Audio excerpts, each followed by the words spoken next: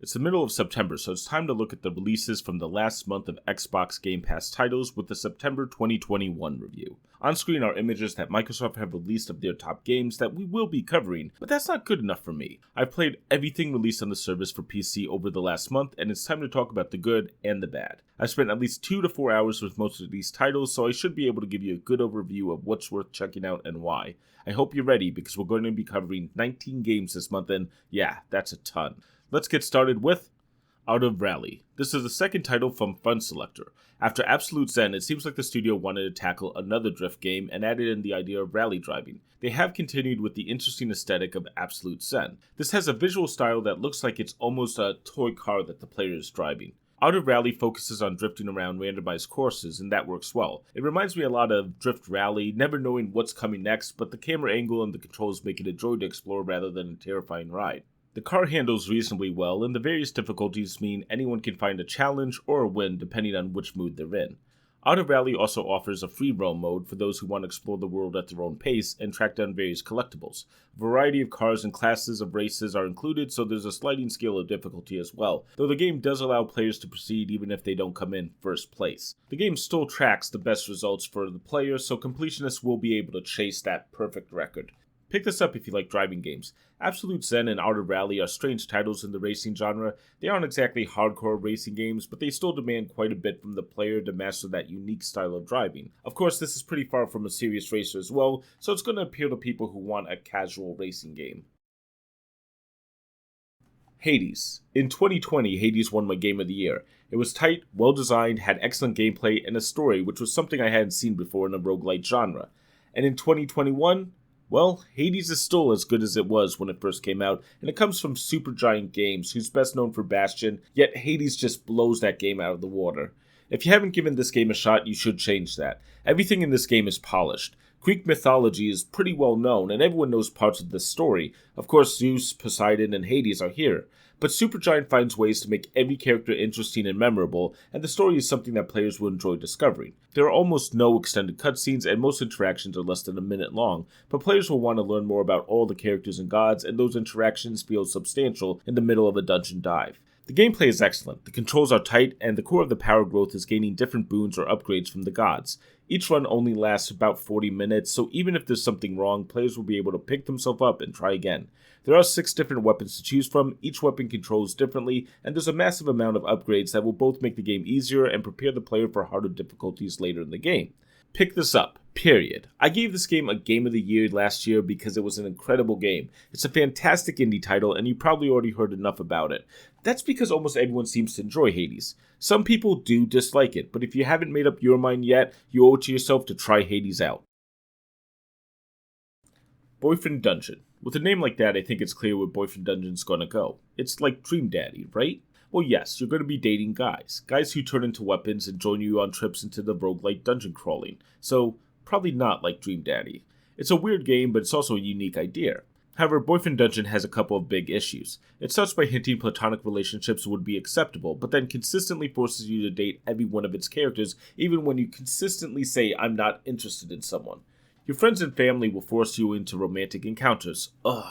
Worse, that's the only way to power up your weapon, so you can't skip the dating and be weak, or force yourself through rather weak setups in the game.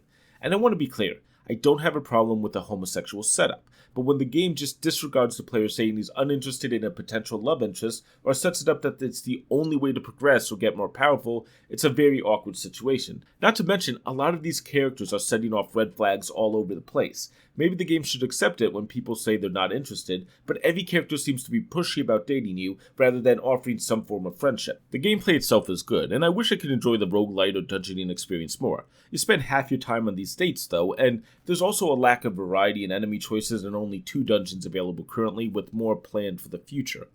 Pick this up if you want a really weird concept tied to a good roguelite, but you're going to be forced into dating a lot of men and at least one woman, and that's, if only the writing was better or more interesting. I wouldn't mind befriending the people, but forcibly dating people you should flee from is not that enjoyable. And I'm sure there's an audience for this, but I also think a lot of the people won't be able to meet this game on its level.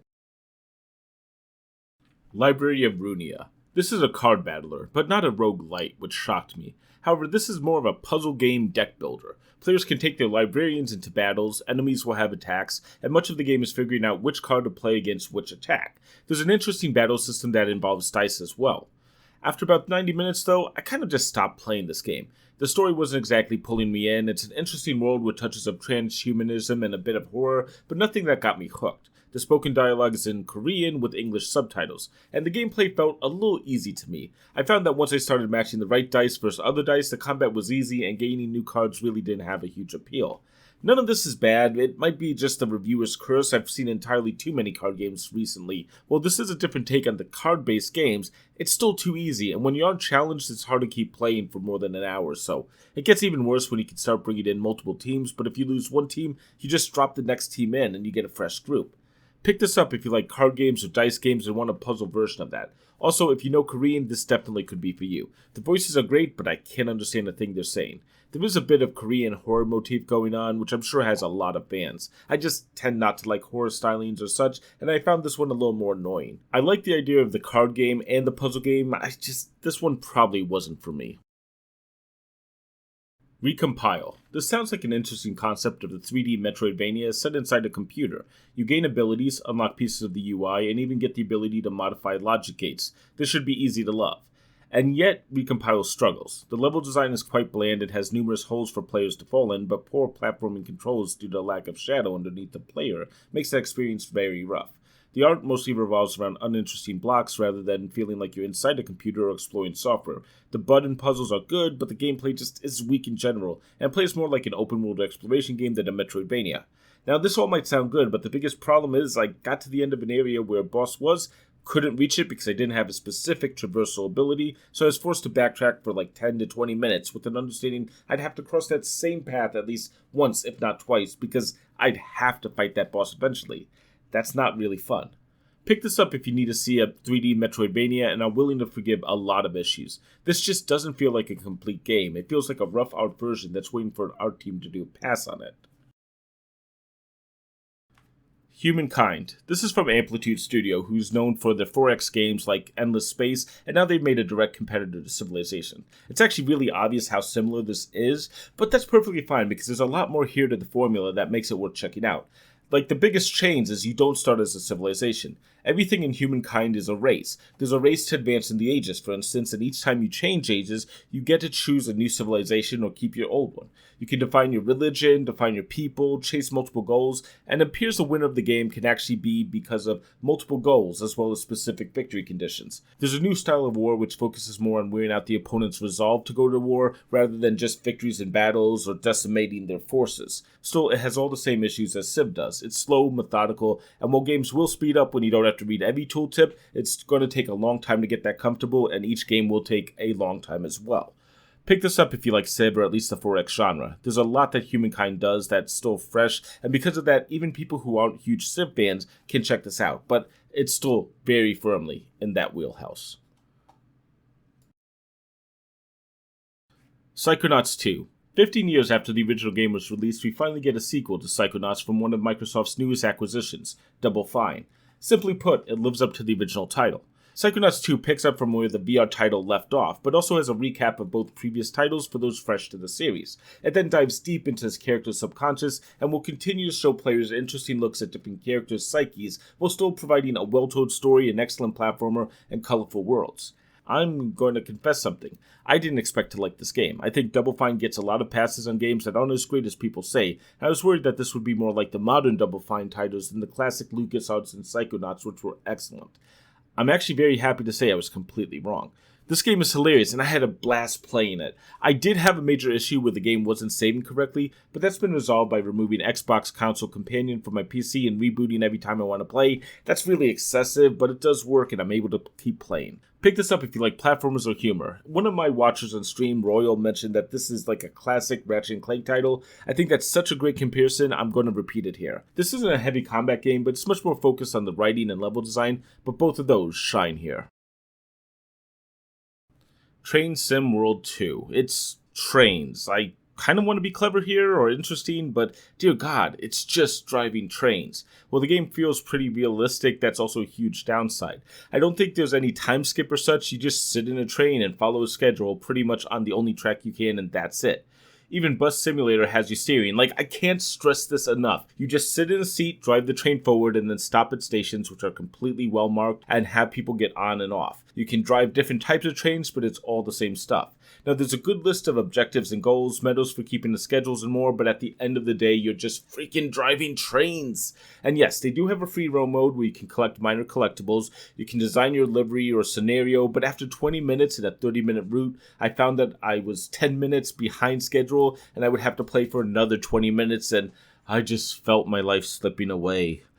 Pick this up if you like trains. I mean, I could go deeper, but literally it's in the name. This is a train sim. You drive trains, you drive different trains, you go places. Basically, if you own Train Simulator, whatever year they put on it now, probably 2021 with 2022 coming, then yeah, you're going to love this. Otherwise, dear God, no.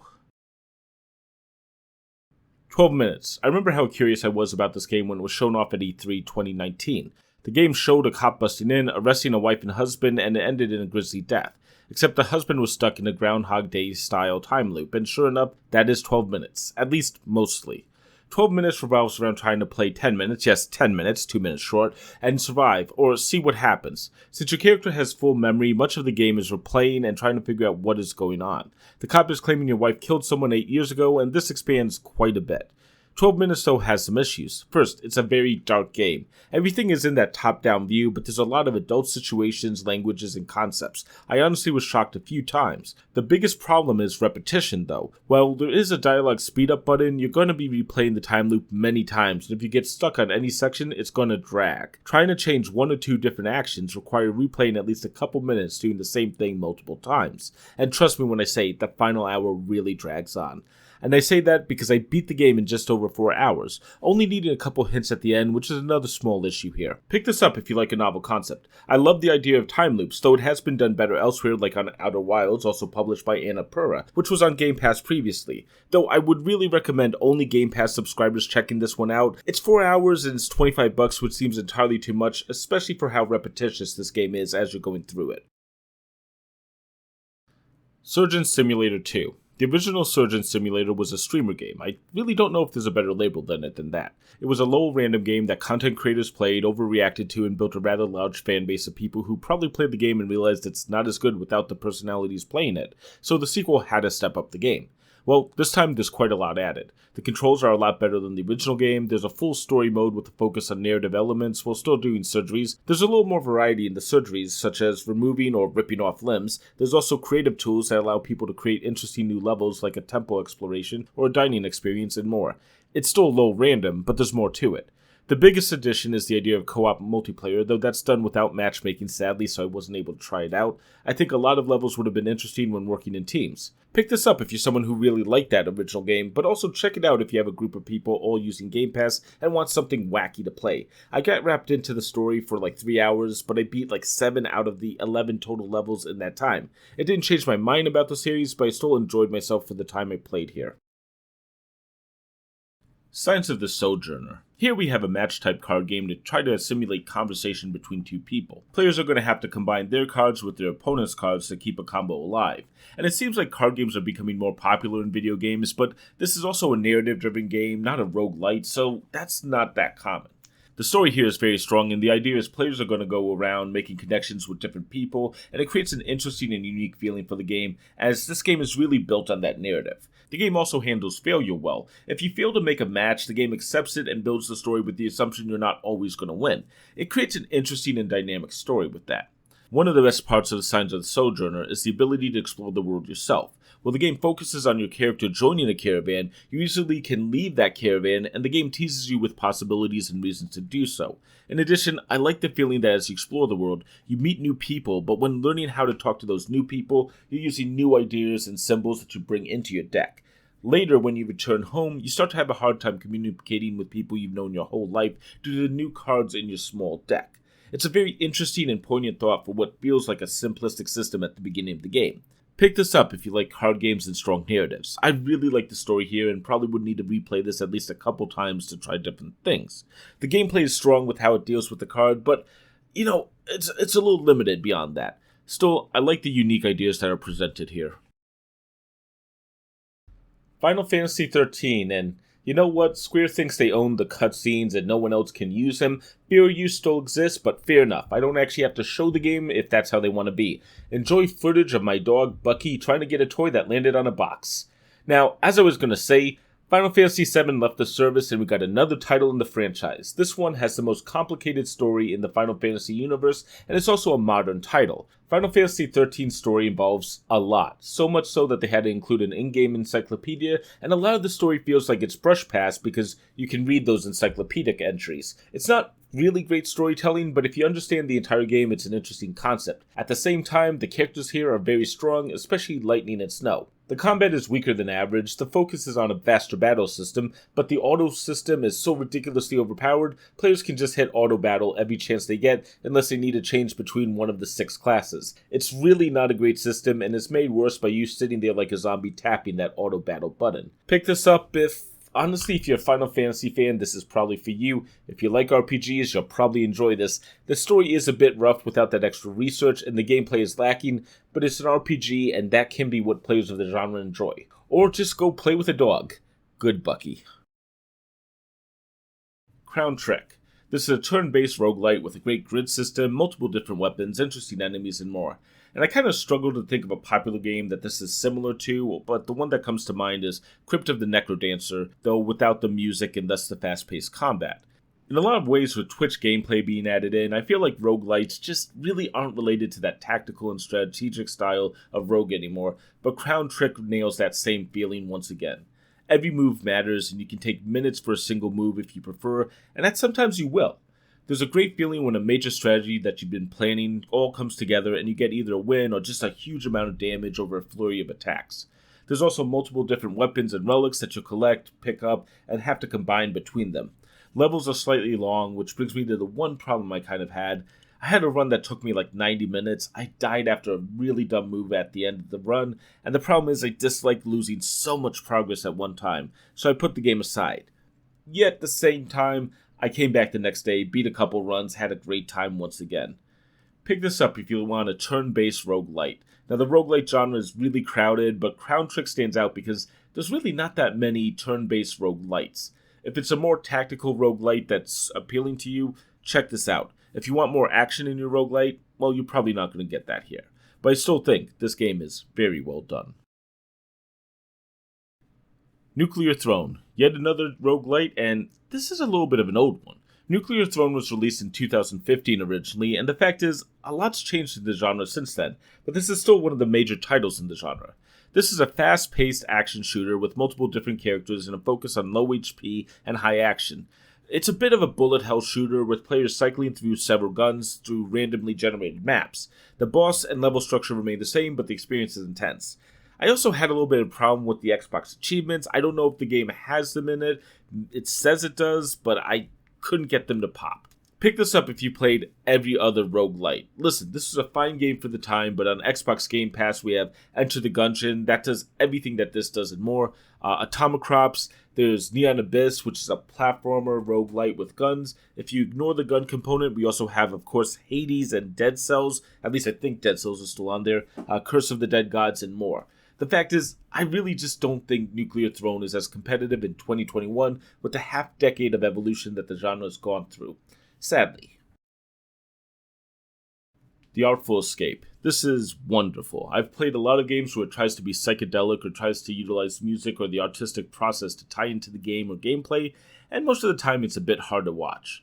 The Artful Escape, though, is glorious, just absolutely amazing. Now, the first 30 minutes feels like a very run-of-the-mill visual novel where the player walks to the right and talks to people, but suddenly events will happen and then the game kicks into overdrive.